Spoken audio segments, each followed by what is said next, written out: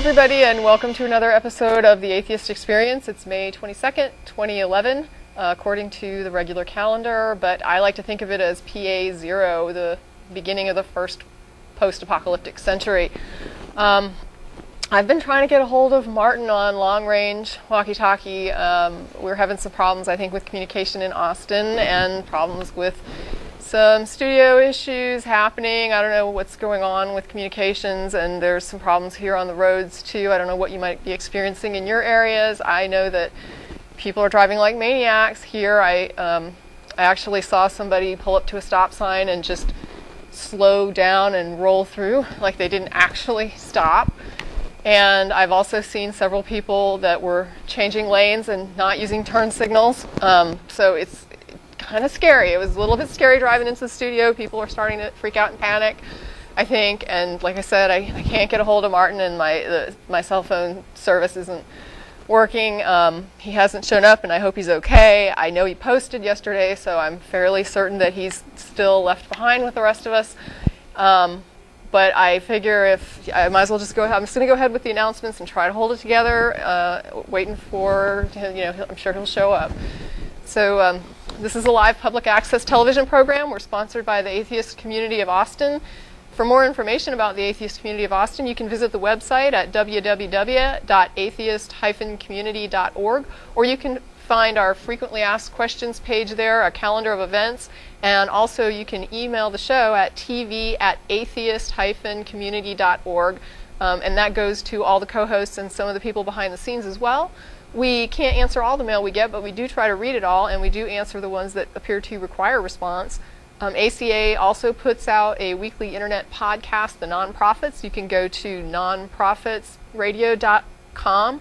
That's profits, PROPHETS, for more information. And I should also mention that after the show, normally we do an after-show dinner at El Arroyo, and I think the one tonight is probably going to be a meeting to try to figure out how we're going to coordinate and organize this post-apocalypse and survive the tribulation. We'll be commiserating the fact that we're all actually left behind, and that's going to be at 1624 West 5th Street here in Austin, and I'm really starting to... I made it! Oh my God! Martin, I'm so happy to see you. I was really starting to freak out. Oh my gosh, you're okay. Yeah, I'm fine. You're okay. But somehow we're not exactly sure. All right. Oh, good. Yeah. Good. So, Oh. yeah, you look like, I mean, you were so prepared. So how was your drive in? Fine. I thought there'd be more zombies, though. Yeah, I did see evidence of raptured people. There was a shoe on the side of I-35. I don't know if you saw that. Yeah, no. But, Well, that's at least a sign. Good. Okay. So we know that we're not, Yeah, there was a few people that made it to the studio. Brave people that were willing to come out and risk it. Yeah. The freeway coming up here was clear. That never happens. Which road did you take? 35. You did? Yes. Weird. Yeah. I mean, literally, like, no one on it. Well, there were, like, except all the other cars. Well, yeah, I saw the other cars, and one thing I did notice, though, was not one with a Jesus fish. Did you happen to catch that? Did you see any Jesus fish on your way up here? No, actually. There you go. But, well, I think we're just going to have to, Yeah, hold it together. Make Don't do. panic and We'll hold be it fine. together. So, how are things? So I've done the announcements. Good. And talked about the coordination meeting that we're going to have, the post-apocalyptic planning meeting at El Arroyo's after the show. You're right. They'll probably still be there. I didn't call, but they'll... I didn't even think about it. I was so freaked out. Well, that happens. I can't blame you. I mean... Okay. It is the apocalypse, after all. Right. So, what's on the agenda today? We have calls, or just going to pretend like it's a normal day? We have some rapture reports from yesterday. I mean, take your okay. pick. Well, you just start with what you got. Sure, I'll just take a couple of these. And yeah, yesterday we were taking rapture reports on Facebook, and so we've gotten some people that posted in. I think it was 6 p.m. in Melbourne. And I did say that I was going to use names on this, so if you post it, I assume it's okay.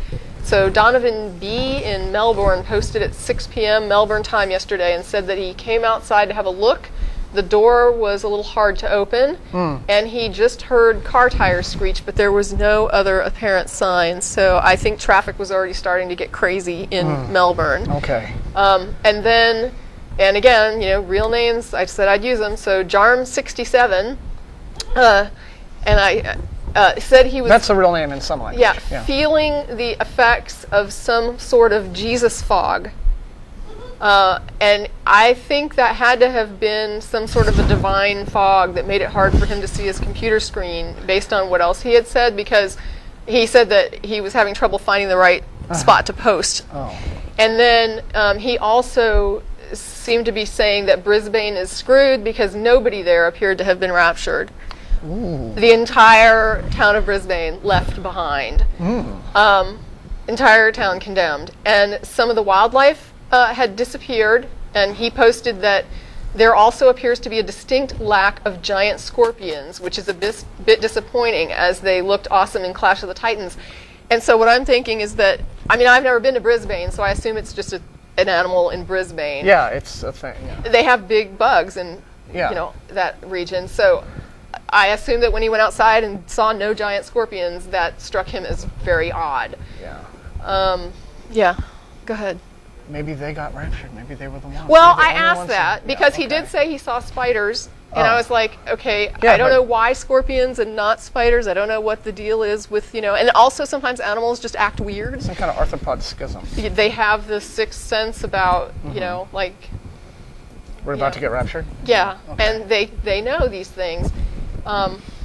So anyway, he, let's see, Will C. said he was under the bed with his cat, and they were terrified. No final meal for us except dust bunnies. Farewell, my friends. And he was jealous because I was having scrambled eggs as it was morning in Austin. And and so we hadn't gotten the rapture yet here. And then I got a report of the pretty amazing one, rapture by helicopter. Mel E. Well, that's kind of cheating, isn't it? No, because listen to this. This is what's cool. Mel E. said, somebody did just get uplifted to heaven. My husband's in the Melbourne bush, and someone came up their motorbike and was injured, so they had to call the ambulance, which required a helicopter. The man had broken ribs, so someone was uplifted to heaven by air ambulance. What I said was the hospital, everybody knows that the hospital is often the last stop before heaven. So the hospitals are like God's waiting room. And as far as I'm concerned, it might have been, you know, yes, it's sort of unorthodox kind of rapture based on what we were envisioning, I think, but still it's just, you know, stages to heaven as far as I'm concerned. You know what I mean? Well, sure, but I mean, that's kind of a hell of a note if you're just gone to the hospital for, you know, a broken ankle or something. Right, but then you get raptured and it's like bonus points. Broken ribs and then you're in heaven? You probably thought you would be laid up for like 2 weeks. Well, yeah, but then, you know, I've always wondered, when you're in heaven, right? Do you look like how you did when you died? I hope I look like 10, 20 years younger. Right, but like, I mean, if you ended up, like, if you were in a car and your car, you know, had an argument with the train and lost, and you were in the car at the time, so like, would you look all, I mean... I don't know. That's a good question, though. Yeah. And maybe if we get a theist caller later, because I'd at least like the broken ribs to be taken care of if I'm going to... What am I thinking? If we get a theist caller later, they can't answer because they're wrong. Well... If they're left behind, but that's fine. We're here to soothe them, though. We're here to... I know, but I just was thinking we could ask them the question about what you look like in heaven, but it's clearly that would be asking the wrong person because that person wouldn't know anything about God if they're still here. Right. Let's see. Somebody else, Dan B. I'm being eaten alive by locusts as I smack type this. Something. He says nothing to report here. Mark H. says. Well, it's the locust, right? Yeah. The swarming locust. Mark H. That could be anything. All good here in Japan. We had an earthquake, but it was another aftershock from the big one on 3/11, which I think is a little presumptuous of Mark to just assume it's an aftershock from that other earthquake rather than the beginning of, you know, the tribulation. Yeah. I mean, you can't just ignore the date. right? I mean, Well, that's true. Yeah. I mean, it's Duh. apparently because it's math. exactly. Yeah, so- I mean, if it was any other day, sure, an aftershock, but not on this day. No way. Well. Don't be foolish, Mark. And then Bob M says it was 9 a.m. Greater Boston area, northeastern United States. The supermarket's crowded, which I'm thinking maybe looting had Right, started. yeah. It's 3 hours later. No panic yet, but shortages are evident. Guacamole, Newman's Own, oh, wait, no, I'm sorry. No. I'm sorry. Guacamole and some lemonade, Yeah. and some cookies. An elderly woman gets incensed at the lack of pickled artichokes. The tension is rising. Be strong, my friends, be strong. Well, that's touching final words, I'm sure. Donovan B says, heading to bed now, 11:30 Melbourne time. Went for a walk at 6:30 with my girls and housemate to get dinner. A couple of people were already in the noodle shop. We suspect panic buying. We had to wait a fair while to cross the road, so we think traffic control systems may be affected. When I looked across the road to the pharmacy, there was a man out front. When I looked back, he was gone. Can't say for certain he didn't ascend. Hang in there, everyone. We can get through this. Well, do we want to take a minute and Yeah. talk to some of these survivors? 'Cause Sure, they're if starting they're to lack on, up. yeah. Yeah. Yeah, that's what we're here Oh, for. and we've got some reading for the the fallout shelter or whatever, wherever it is we're gonna hole up in and that. It's want to thank Thomas Quinn for sending his book. What do you do with a chocolate Jesus? We may when we run out of food later on, we may very well need to know. So thanks for sending that. And shall we start? Go for it. All right. And oh, look who it is. I think it's our buddy Mark Okay. from. Who must be really depressed? I know, always on two. Mark, you there? Hi guys, this is Hey. Mark. I go to the Austin Stone Church. Yeah. I think Matt went What? to our church on Easter. Yeah, wait a minute. Why are you still here? Weren't you supposed to get raptured yesterday? Yeah, I know people said that. Did you laugh when it didn't happen? What do you mean it didn't happen? We've been Haven't you reading heard about all the reports. chaos out there in the world? There's shortages of artichokes in the supermarket. I mean, if that's not a sign, what is? People But I running don't think stop a signs. shortage of artichokes is what they said. They Oh. said, No, yeah, it's not what they said, but I think that was the PR. The people here on Yeah. Earth that were hyping it really just didn't know quite what they were looking for. I Yeah. think. Well, we can only go by what our far-flung correspondents are telling us. so Correct. Otherwise, And the photos. yeah. yeah, well, my friends are over at my house right now, and we like your show because, you guys take some time to go on TV and tell us about indoctrination. You don't have to do that. You just choose to do that. So we think you're really nice people. Well, You know, Change of thanks. heart. Well, thanks very much. Okay. Because you So- could just stay home and, do all something those else, things but atheists do, You yeah. decided to make a TV show. So after the buttering, what's the question, Mark? Well, we've been doing. Matt said if something is true, then it has nothing to fear from investigation, because if you investigate it, if it's true, the light will shine more brightly and expose the truth. He said. So we've been doing an investigation, but some of my friends, when they do an investigation, their parents get mad because at my church you have to do submission to the God of the Bible. You have to submit to Jesus. So if you do an investigation, they get really mad.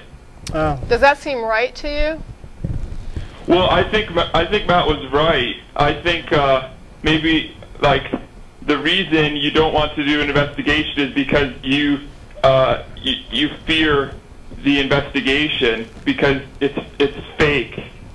It could be fake. Like if you're a kid and you try to do an investigation of Santa Claus, your parents might just tell you to go to bed because they don't want you to, if they put cookies and milk on Sure. the, I understand what you mean. Yeah. then when you wake up, it's gone. But if you say, well, I want to actually see Santa Claus, they never let you see him, They just say, oh, go to bed. Yeah, pretty much. What did your parents, Martin? What did your parents say about God? About God? When you were a kid, yeah. Oh well, my parents they're quite devout believers. So did they tell you God was real or indoctrination? Oh, I think my parents believe that God is a real being. Yes. And what did they tell you? Did you ever talk to them when you were a kid about God? Oh yeah, quite a bit. You know, and you know, probably no differently than you know, most Christians in their upbringing. And I regularly attended church. I'd say until I was about 14, 15 years old. So, yeah, that's. Tracy, what did your parents say? They said he was real, right? Correct. And you said you believed in God, and you went up to strangers on the street and tried to teach them about Jesus. Yeah, I went up to people that I knew, you know, like assistant professors. I went up to people in nightclubs. Like, yeah, I was really obnoxious. You weren't nervous? No, because it was just like I didn't care. That's what Jesus wanted. Did they laugh at you? Actually, what's weird is a lot of people actually came to church. You mean it worked? Sometimes it worked, yes. You know, sometimes I did get, you know, mocked, but sometimes I, you know, would get somebody that would show up. I would tell them, this is where my church is, this is when we meet, and you're welcome to come. We'd love to have you, and sometimes people would show. Oh, but you didn't just invite them to your church. You told them God was real. I mean, yeah, I talked to them about what we believed, and I'd have a conversation with them, and then I would invite them to church. And, I mean, that was part of proselytizing, was I wanted them to come to my church and learn the truth, which I thought my church was teaching at the time. Well, I mean, I thought that's what Jesus wanted me to do. That's what it said in the Bible. I was supposed to help people and convert them. But if I went up to a stranger, I'd be nervous because maybe they'd just laugh at me. But Jesus told you to expect that. Didn't he? Look what he went through for you. And you'd be afraid to do what he wants you to do because you'd be nervous? Look what he did for you. I mean, if you believe that, how could you be afraid of being nervous and being rejected by somebody? It's not like they're going to hurt you. He was nailed to a cross, according to what you believe. Okay, well, I think, well, I just wanted to talk about some of the investigation my friends did. Okay. Because this is my plan. I have an ambitious plan. I want to make an investigation with you guys. We can put it on the internet, then one person will watch it, 100 people will watch it, 1,000 people will watch it, 1,000,000 people will watch it, and then soon everyone will know if it's real or if it's just Santa Claus or indoctrination. Well, what do you have in mind? Well, the first thing is, I talked to Matt made some really good points on the last show. He said, why did God say, if your wife doesn't believe you're God, you should stone her? You know, Deuteronomy 13:6. Right. Deuteronomy 13:6 to 10. Yeah. Do you have a Bible with you? We don't have one with us, but I do. I know the passage about killing your family if they try to tell you not to worship. It's very clear. Yeah, I agree. And I said I think that's wrong because you shouldn't hurt someone if they didn't hurt anyone else. I agree. You know, if they just believe in another god or they want to have sex with someone they love, then you shouldn't say they're an abomination or you shouldn't stone them. I would agree. You know, and they said, well, that's just simple morality. That's not God's morality. You know, that's simple morality. Did you think that was any kind of morality at all to say to hurt people? Yeah, it's a different word. Morality doesn't mean be nice to people. It means like do what God said. According to these people that are saying it's okay to kill someone who doesn't agree with you. Yeah, like yeah, it's like you know, humans aren't the only ones who do nice things. You know, right? Can I tell you a quick story? Sure. Oh, sure. Well, you know, elephants are special animals, Did you guys know that? Well, I think all animals are special, but go ahead. But animals have a really big brain. And like one time in India, an elephant was helping locals lift logs by following a truck and placing the logs in pre-dug holes upon investigation, upon instruction from the elephant trainer. Okay. And at a certain hole, the elephant refused to lower the log. The elephant trainer came to investigate what the holdup was and noticed a dog sleeping in the hole. The elephant only lowered the log when the dog was gone. You know? Mm-hmm. Yeah. See, elephants have morality. It's the same thing, right? I've always said that all social animals are endowed with, they have to have a way to interact in a group, and you can only do that if you have some understanding and regard for others. Yeah. So yeah, I mean, social animals, you know, have this. They have to, in order to be social, have the capacity to work with others in their group. It's like, you know, the stories here about dolphins rescuing swimmers. Yeah. You know, that sort of thing. Yeah. Yeah. So it's the same thing. Well, I mean, I agree that this is when people see people doing this and they think that it's something that is like unique to human beings, they're not really understanding that they are a social animal and that this is something. I mean, what you're looking at, animals that are studied for what you're calling morality, are usually they look for whether or not this animal understands fairness and whether or not it understands equity. And they do that with reward systems and training, and whether or not the animal will react the same if it gets rewarded, doesn't get rewarded, if the other animals get rewarded. And you can test that and see, does this animal understand when it's being cheated? Does it expect something because another dog got something? Does it expect something because another chimpanzee got something? And when an animal can understand that, it has the basic core of what we tend to think of as like a moral understanding. I would say that's fair.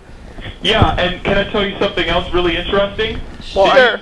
Did you know animals, when an animal dies, they have a death ritual?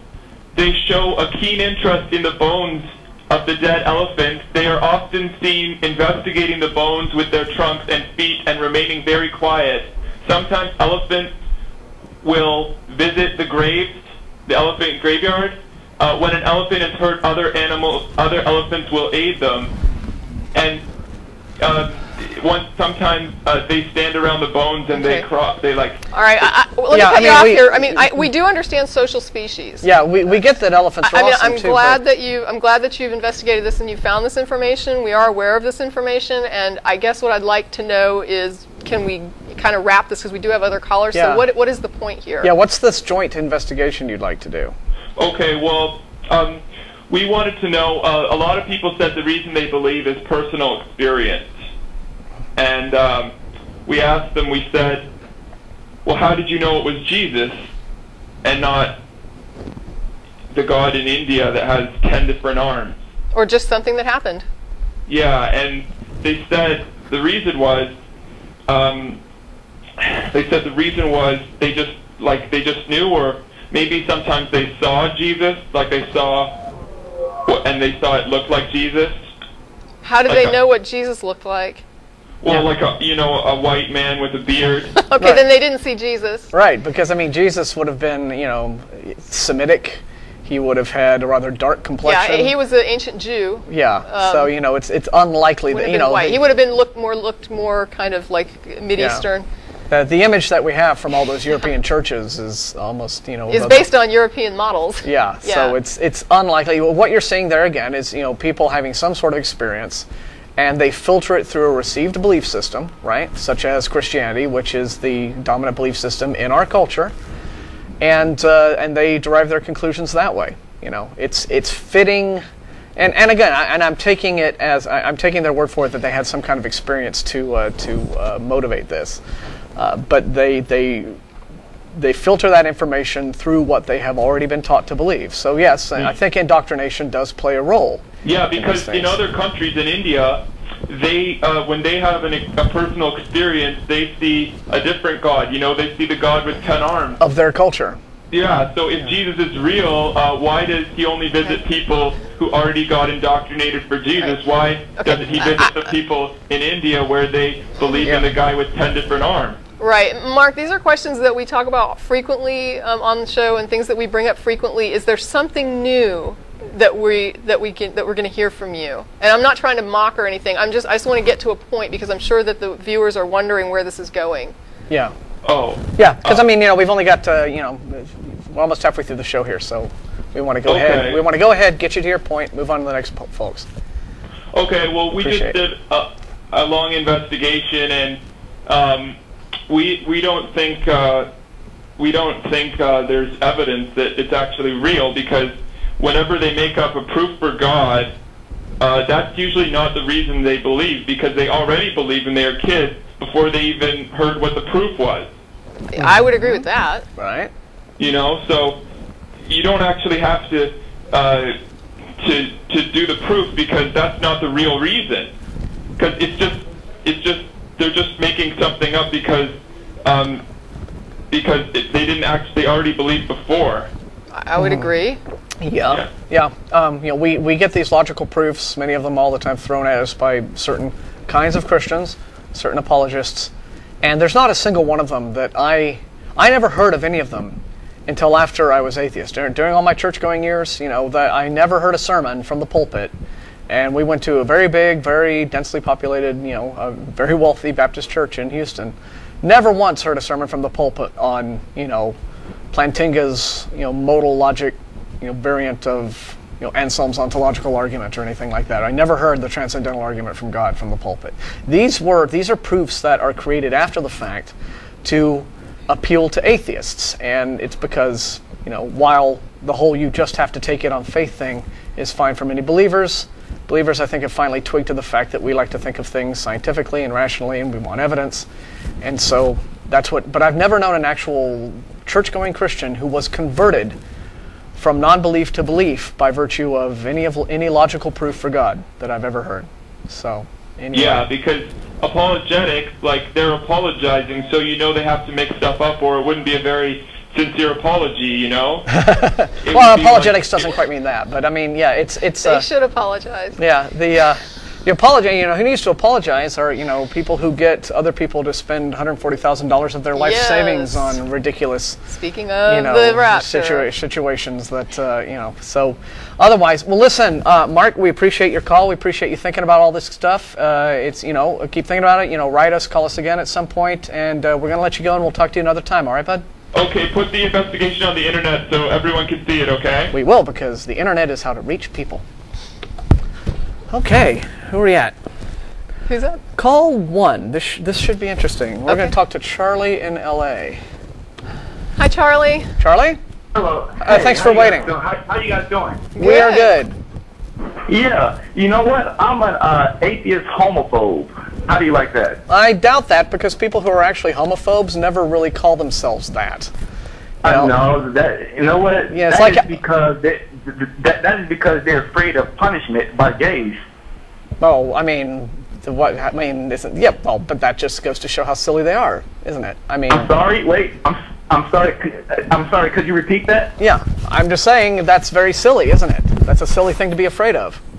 Well, actually, a lot of people are afraid of punishment. I mean, if you're going to be harassed and get called names and being falsely accused of being gay, that's not a you mean like gay people put up with every day? Yeah, that must really suck. Well, yeah. So, are you really saying it's okay to pick on gays? No. Well, then why are you why are you downplaying people picking on people who label themselves homophobes? Well, I'm simply saying that people who are homophobic usually reject that label because they see it as being a negative, and they don't actually see the fact that they dislike gays as being negative. And they deny, they don't like being called homophobes because they always say, usually, oh, I'm not afraid of gays, which is, I just disapprove for X, Y, whatever reasons they give, and it's usually religious reasons. Do you know what is homophobia? Homophobia, I think, involves fear of the possibility. Someone who is a homophobe, I think, is afraid that they themselves might experience unwelcome homosexual attractions. Oh, really? Guess what? You're dead wrong. Oh, really? Okay. Yes, the way study shows homophobia is rooted in disgust, not fear. And disgust is actually an evolutionary instinct. Okay, wait a second. If it's not fear, then it's not a phobia. Yeah. Now, of course, because the word homophobia is a misnomer to begin with. Then you're not homophobic. So why would you call yourself a homophobe? Have you just admitted that you're afraid of gays?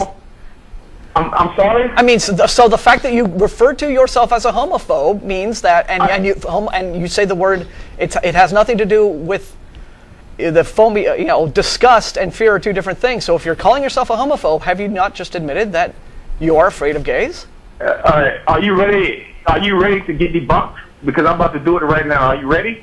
Wait a minute. I just asked you a question. That's okay, all. Listen. I'm about to debunk your claim. Are you ready? I'm asking you, are you ready to get debunked? What claim did I make? Okay. Here's the deal. The term homophobe is when people use the term homophobe, they describe people who are simply disgusted by gays. Because an expression of disgust is being labeled a homophobe.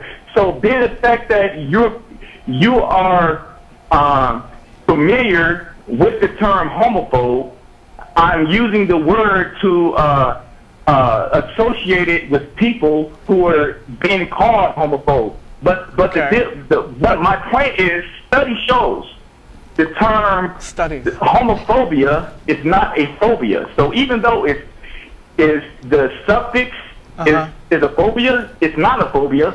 So the word is misleading by default. Then why do you call yourself homophobic? Yeah, if it's misleading, why do you yourself use the term to refer to yourself? Because, listen, the word homophobe itself is deceitful by default. So why do you use it? That's Why do you use it? Because study shows homophobia is rooted in disgust. Well, why do you label yourself homophobic if you know that it's an incorrect label? Because I said it's a misnomer. Yes, why do you use it? Fallacy. Right, so why do you use a label on yourself that you know it does not correctly define what you are? Do you just want to confuse people? No, actually the term, listen to me. We're trying. Listen to me.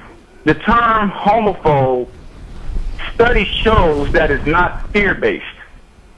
Are you with me? Are you with me? It doesn't matter. I understand what you're saying, but that does matter. Because the term homophobia is not fear-based to begin with. Then it's not a phobia. Then you shouldn't use the label. Yeah. You called up and said you were homophobic. Okay, if that's the case, no one should use the label because the why do you? The feelings associated. Listen. No, you listen. With the word is rooted in. Here we go. Okay, you're on hold. You called up and said you are homophobic. And then you said you don't have fear of anything that's related to this. And you said that phobia does equal fear and that it's wrong to use it if fear is not involved. Yeah. If there's no fear involved in what you're describing as your position, and it's wrong to use homophobia when there's no fear in that position, why the heck did you call and say you're a homophobe? Go. Did I do it? This one. Okay. First of all, you made a false statement. You said that I claimed that homophobe is about fear. I never said homophobe is about fear. I was saying it is not about fear. It has to be because phobia is about fear. The term homophobe the suffix misleads people about what homophobia is all about. I didn't say the term homophobe is not a. I didn't say the term dictionary is about says fear. that any phobia is about fear. Yeah, the dictionary says that phobia means fear. If there's no fear involved, then using phobia is incorrect. You called up and said you were phobic. I didn't use phobia. I use homophobia. It doesn't matter what you put in front of it. Phobia means fear. It means an irrational fear. I agree because the word. Well, then okay. So then why use it to refer to yourself if you don't have a fear position? Because all right, study shows. All right, I'm done. You're done. Yeah, I'd look. Yeah. Come on. No, you are done. I'm sorry, but that just wasn't going anywhere. It was wasting time, and we have real callers. Yeah, I mean. So let's go. Talk about. I mean, that wasn't even going in circles. That was going I want to figure apologize to the viewers for that Yeah. travesty of a call. I mean. Go All on. right, good grief. Okay, let's talk to, he's long distance and he's been waiting a while, so we're going to want to take him first. We have Winston in Brisbane, Australia. Brisbane or Brisbane? Brisbane, it's probably Brisbane, Okay. and they didn't get it right in the control room. So, Winston? Hello, hello, Martin. Hello, Tracy. Hello. Hi. Thanks for holding. No problem. I just wanted to talk about a sermon I had in Japan last year. Okay. It was recently after the Haiti earthquake, and the theme for the sermon was how people can be happy without being ridiculously wealthy. And what really annoyed me about it was that he put words in the mouths of the Haiti victims. He said that they were happy even though they had just lost their homes and their families. And to me, that's no better than sociopathic charlatans like William Lane Craig saying, "Oh, God has a morally sufficient reason for allowing atrocity A, B, C, D, and so on." Yeah. So, can you just give me your opinion on that, please? Well, in terms of just how offensive it is to say something like that in the first place? Yeah. Because, we're in full agreement, yeah. I guess that the problem of evil has been a real stickler for the Christian faith for centuries and centuries. And despite, I guess, close to 20 centuries now of highly motivated theodicy, I don't think it's ever really been effectively addressed. What you get is an exercise in spin control, like you see from William Lane Craig, where he will say things like, God has a morally sufficient reason to allow, and then you list whatever atrocity there is, babies being raped and, the Holocaust, what have you.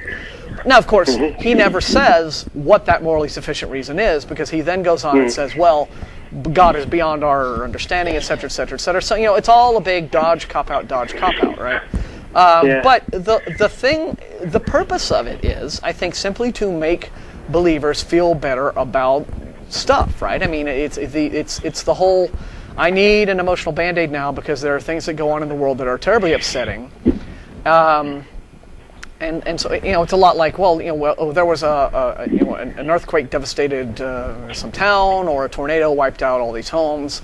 So let's get together and pray, right? Well, the prayer, these entreaties to God, of course they're not going to a God, but what are they for? Well, it's this communal thing. You get together a bunch of people, you do a thing that makes you feel better, right? You're talking to yourself, but so it's this kind of self-therapy kind of situation. And I think that is what you probably see a lot of in some of these Christians who would say things like, well, the people of Haiti have, who would presume to speak for people they have no business speaking for, making claims about emotional states or conditions of qualities of life that they have no business speaking on. But it's a way to make themselves feel like, hey, God's taking care of the situation and these people are going to be fine. Even if these people are not fine, as long as they can tell themselves God's got a plan and it's going to work out, that's really all that's necessary. Yeah, and then we have no reason to predict earthquakes in the future. Yeah. And if you think about it, if God wants evil to bring what they call a greater good out of it, then the logical conclusion is to go out and commit evil, because that's what God wants. Well, if it's all part of the plan, right? It's like, it's funny, one of the big defenses of the problem of evil is the appeal to free will, right? When an atheist brings up the obvious thing of, well, God could just easily save this poor, horrible victim of this crime, then they immediately trot out the appeal to, well, God cannot interfere with our free will because that's apparently a sacrosanct thing, and several problems with that. First off, what you're basically describing is a God who favors the free will of evildoers over those of the innocent victim, right? Because the innocent victim presumably has free will herself. Yep. But if God is not interfering with the situation, clearly it's the evil person, the assailant, the wrongdoer, whose free will is being given a pass by God. The other problem is Well, it comes down to prayer. I mean, Christians on the one hand say, well, God cannot stop this evil act from happening. He could not have prevented the Nazi Holocaust. He could not have prevented, some child from being sexually assaulted. He could not have, X, Y, Z, because that would be an interference. He can't interfere with free will. He can't interfere in human affairs, because that would somehow supersede our free will. It would make us mindless robots. That's usually the argument. But then what is prayer? When Christians pray, aren't they simply aren't they asking for interference? Dear Lord, help me get this job. Dear Lord, help cure me of this. I have heart trouble. Whatever it is. Yeah. I mean, that's a direct entreaty for interference and the other in thing your is, life. what kind of free will are you interfering with to stop an earthquake or a plane going down? Or for the plane's free will. I mean, really, what are we? So the reason you hear a lot of these inconsistencies and the reason that Christians can say things very casually that seem incredibly cold-blooded when to them they are expressions of kindness is, I think that a lot of it is a way of simply feeling better about things. It's a big emotional security blanket. Can I just add? I know a woman. I met this woman and she was molested as a child, and she has I think it's like a relative of hers who consistently tells her that it made her a better person. Yeah, and to me that's one of the most disgusting things a person could say, because I was like, wow. So, but I would give a pass to that. A victim sometimes needs to do what they need to do psychologically to overcome. And they can, and when you deal with something like that is going to be a horrible life. I can't even imagine, right? You would do what you would need to do emotionally, psychologically to grow, to survive. Right. And if you want to take them, say somebody who has that happen to them. So what do they? So they go on to become like they start up some foundation for sexual assault victims, or they don't, or they create, like groups of people who will come together to help other victims, things like that. That's a way of trying to find the good in something evil that happens to you. And so maybe that's what I suggested to her. I suggested to her that the next time the woman says that to her, that she ask if the woman recommends that all children be molested, so that they could all grow up to be better people. Yeah, it's a kind of ends justify the means thing. Yeah. I mean, I told her that she's fortunate that she turned out okay, and that I'm sorry that she had to struggle through a lot of her life to turn out normal, which most people who aren't molested get to turn out normal without going through that. She had to work through whatever she had to work through just to get to okay. Yeah. And to me that was just like so hideous for somebody to just, like Martin was saying, it's so cold-blooded to just say that, well, what you went through, hey, it made you better. And it's like, no, it damaged you, and you're lucky that you got back on track and that your life was salvaged from it. But maybe that's what exactly. So, I'd be willing to give a person, like an individual, like a victim who says that about themselves, if that's their way of feeling about it and that's how they want to deal with it, then I'm willing to give them the leeway to do whatever it is they need to do to heal. But now, if some counselor had said to that woman, you know what what you went through as a child was really, really horrible, but it's going to make you a better person. In the end, I'd be like, here are my genitals. Please, I just sort of that would be offensive. That would be inappropriate and disgusting. I think it's the wrong thing for someone to say to someone else. Yeah. If she feels like there was anything gained from it, that's up to her. But I don't think it's anybody's place to tell her that. I don't. I think it's just the way people think in order to try to make sense of dealing with a God that they don't think, is going to inflict horrible things or allow horrible things. I don't know. It's weird, but they tend to go with allow. They don't have any problem with that. Yeah. Okay. Yeah. Well, I'd like to finish by talking about John Calvin for a second.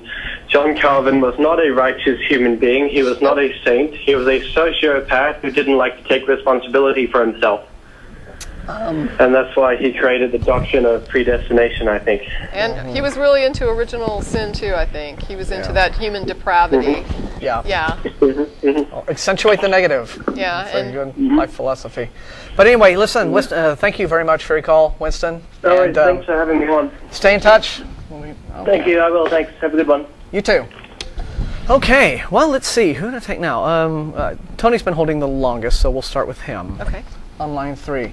Tony, thanks for waiting. Hi, how are you guys? Hi. We're fine. Me and my girlfriend are huge, huge fan of you guys, especially Tracy. Tracy's so awesome, man. Thank you.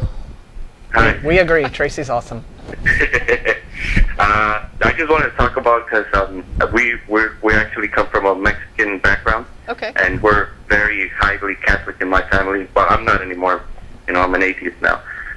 And I started recently reading the Bible, especially the First Testament, and I just wanted to ask you guys if this stuff is all written there. Like, for example, when Eve gave the apple to Adam, I guess God punished her by pain of when she has babies. Yeah. So now they're supposed to pay the price for every time they have a baby, all that pain and all that suffering.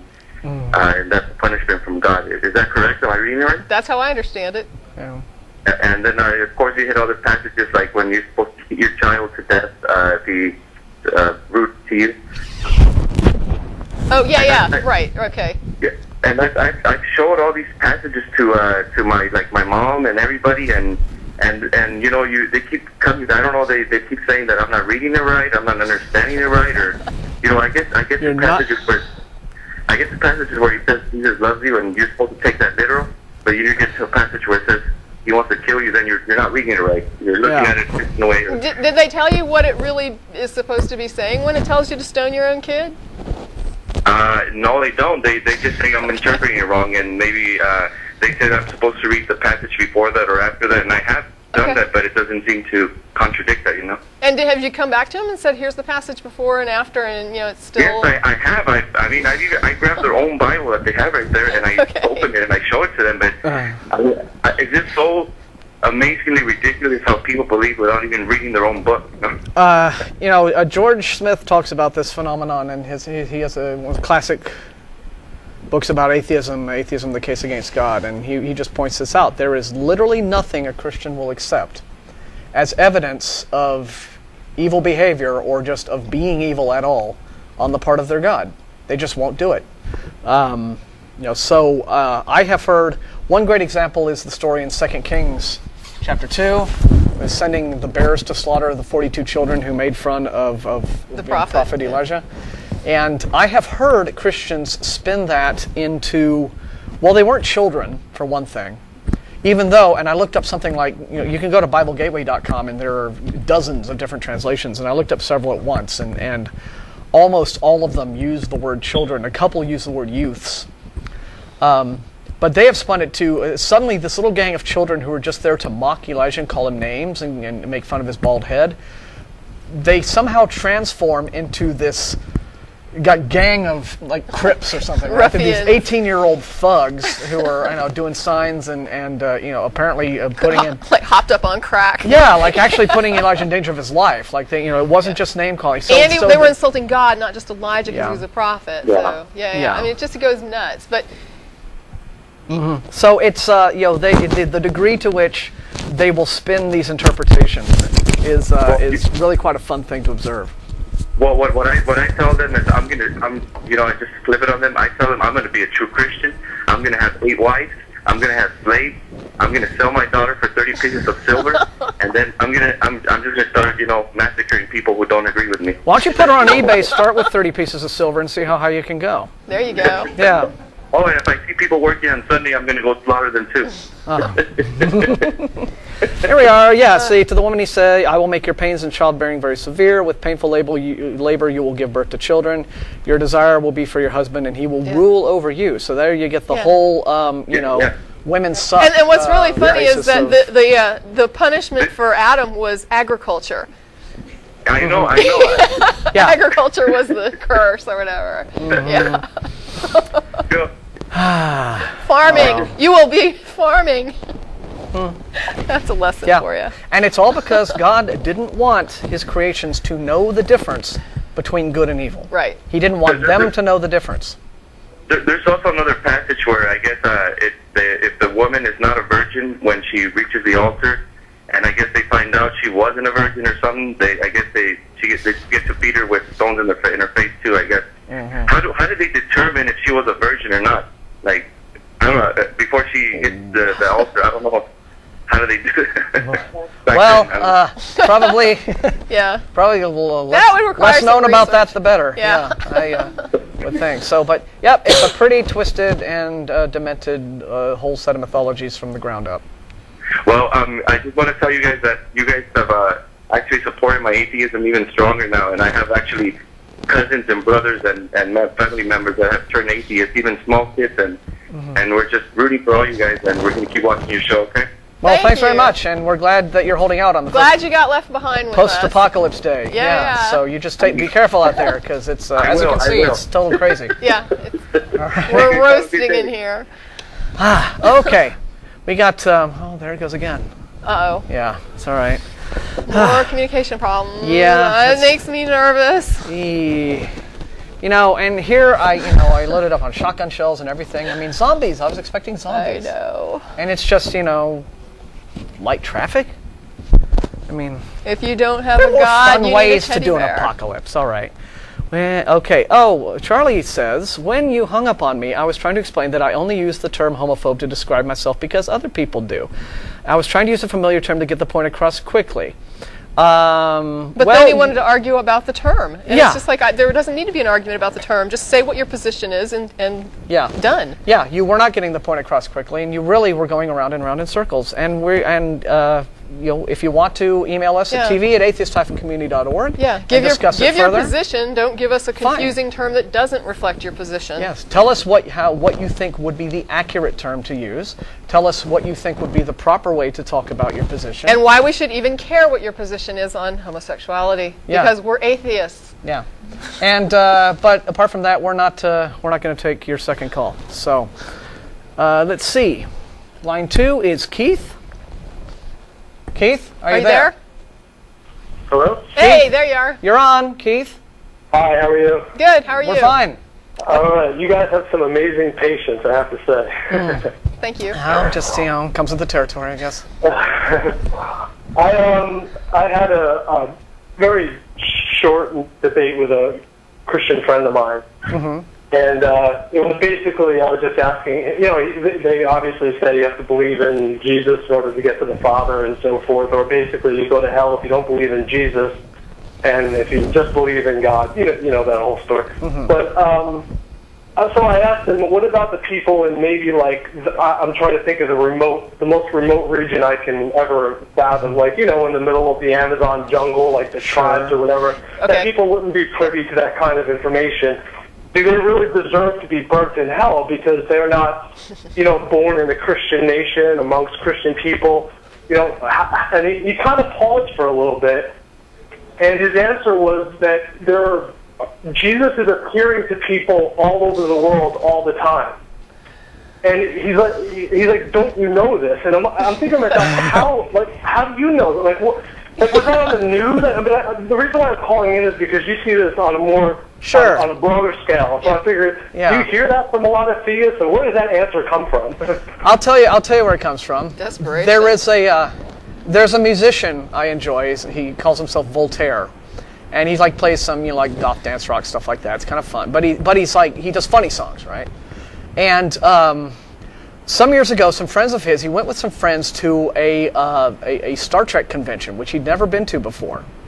And he discovered this thing in that culture called folk singing, which is where they take, they have these little get-togethers where they sit around with guitars and they play songs, but they change the words so that they're all about Star Trek and sci-fi and stuff like that. And he was just like, why did I never think of this before? This is awesome. So he recorded an EP of his own Star Trek songs called Band on Vulcan. And one of the songs is called The USS Makes Shit Up. And this refers to the part in almost every Star Trek episode where, in order to explain what's been going on in the plot, they just start making shit up, right? So what your friend is doing is he is sailing on the USS Makes Shit Up. Because he has no way of knowing if... Jesus is appearing to everyone around the world. This is what's great about superstition and irrational beliefs and religion. You can just make shit up. Right. And how do you test it? Yeah, right? and the fact is, if people could be saved because Jesus appeared to them, then why is preaching necessary? Yeah. What is proselytizing for? Oh, yeah. Anyway. No, I know. It's mind-boggling how people buy into it. I just don't get it. You know, Yeah. I have to admit, I really never read the Bible, but I've never ever seen a credible argument from any theist without. I mean, so I wouldn't even waste my time reading the Bible unless I want to be like a, some kind of professional debater. But I mean, it just seems like. And for most of them that do think it's the Word of God to not want to read the Word of God, because most of them I find that the little I know about the Bible, I know more than they do. Sure. Yeah, and even not. So they don't even read the Bible, and they're the ones that think it is the inherent Word of God. It's unbelievable. It's well, they take what their pastors say at face value, and it's there's no back and forth in the church environment, right? You sit there in your pews, you listen to the sermon, there's not a Q&A afterwards, right? I mean, they do Bible study, but the Bible studies are sort of geared not to read the Bible critically or analytically, but simply to, get, a specific message is being taught. But anyway, listen, we appreciate your call. I want to try to take one more call before we have to thanks a lot, guys. sign off and brave the hordes in the post-apocalypse. But Jay would like to respond to Charlie, and he's been holding for a while. Hello, Jay. You're on. Hi. Thanks for waiting. Hello, Angie. I hadn't talked to her. Tracy, I hadn't seen you in a long time because we don't come up to History Building no more. We go someplace else for our meeting. Okay. I am an old gay man, and this is what I'm going to say to the guy. He doesn't understand the word that he was saying, nor does he understand gay people. Just like Pelosi, the Speaker of the House. I wrote her a letter and showed her my discharge record. I've got 2 Bronze Stars. I'm not bragging about them. Don't get me wrong. But what I did to earn them, they bringing this up, I wanted the 9 dudes that I did save, where they say, hell bells, you're a gay man, don't help us. This is my question. Until you know the person, don't judge them. And I'm an old man. I'm a Native American. And we've caught enough flack being just a Native American also. And I said, it's not funny when we hear things, and then I see the Spanish people coming on with their war bonnets on their program that's on Access, talking in Spanish, and that irritates the crap out of me, but what do I care? Because they're not true Americans as far as I'm concerned as being a Native American. My father used to cover up who he was because he was more or less ashamed of it. Well, I'm not. I'm also used to go to the Christian church, but when I found out all the anger of being discriminatory in some ways, the Christians were to different races and to different beliefs of who you are, I said no. So I'll go back to my Indian heritage and believe in my spirit gods instead of the regular God in the Bible. Well, we appreciate you sharing your story, and thanks for that, and thanks for your service too. But we are out of time, and we have got to go. Yeah, El Arroyo, 1624 West 5th Street. Are you ready for this? Crew. I don't know. I mean, we'll give it a shot. See if we can get there. Okay. So what do you want to? Do you want to ride shotgun this time? Sure. Okay. Somebody needs to. Yeah, definitely. I've got the shotgun. We'll do what we can, people, to survive, and all of you, don't worry. It's